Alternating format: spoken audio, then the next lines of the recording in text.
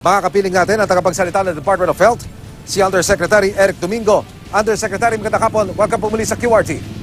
Ay, magandang hapon, Neil. Magandang hapon po sa inyong lahat.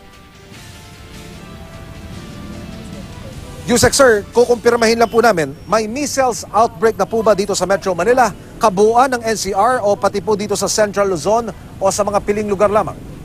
Sa ngayon po, ang na-declare po ng Secretary ngayong tanghali ay ang NCR, National Capital Region, kasi nakapagtala po tayo sa unang 3 linggo po ng January ng 196 cases. Kumpara po sa isang taon, nung nakalipas na taon, 20 kaso lamang po ang nakita natin. So medyo tumaas po talaga.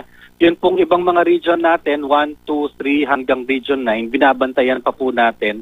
Kasama na rin po ang Cordillera at saka ang Caraga. So bukas po makakakuha tayo ng mga report sa mga region na ito. Undersecretary, maituturing pa ba nating measles season ito o sadyang napakabilis ng kumalat ng tigdas lalo sa mga panahon ngayon? Outbreak po talaga ito, no? Kasi ang measles season po actually tuwing summer po ito, March, April pa po ang pinakamarami.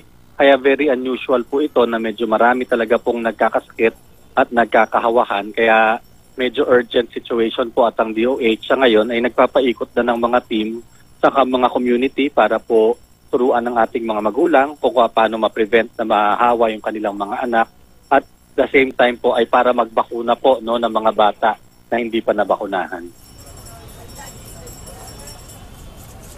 Undersecretary, gaya po sa dengue at sa flu, may medical observation na mas lumalala yung pong strain.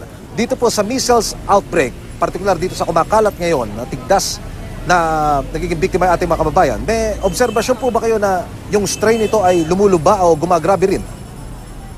Hindi naman po, kaya lang sa sobra po kasi talaga ng dami ng kaso, ito lang po ang nakakabahala at saka ang mga nagkakatigdas po kasi talaga mga bata at ang mga bata pag mahina po ang resistensya, talagang maaari pong magkaroon ng komplikasyon katulad po ng pulmonya. Pero hindi naman po siya naiiba sa ibang measles ng ibang panahon.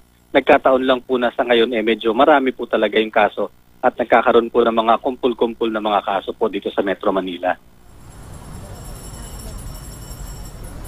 Undersecretary, batid po natin na hindi dapat mabakala ang publiko sa ganitong balita. Pero sa tingin ninyo, bakit po kaya may biglaang pagtaas ng measles cases?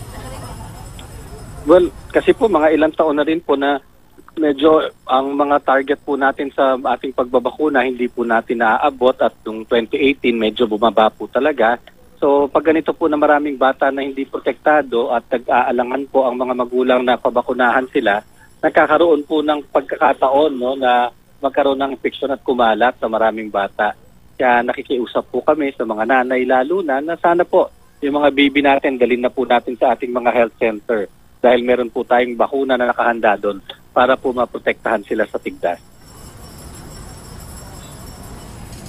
Bukod po sa mga panawagan ninyong ipinararaan ninyo, Undersecretary, sa mga broadcast media, ano pa ho mga hakbang ang ginagawa ng Department of Health para makarating sa ating mga kababayan na dapat po ay magpabakuna para makaiwas sa tigdas?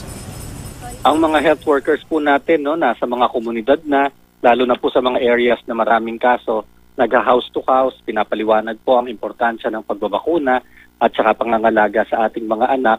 At malamang may liban pa po doon talaga itong buong 2019 po, no, isang malawakang campaign ang gagawin ng Department of Health para po makahabol po tayo at marami po ang mga batang nabakunahan. Mga kapuso, ang tagapagsalita ng Department of Health, si Undersecretary Eric Domingo. Yusek, maraming salamat. Magandang hapon po. Maraming salamat din po.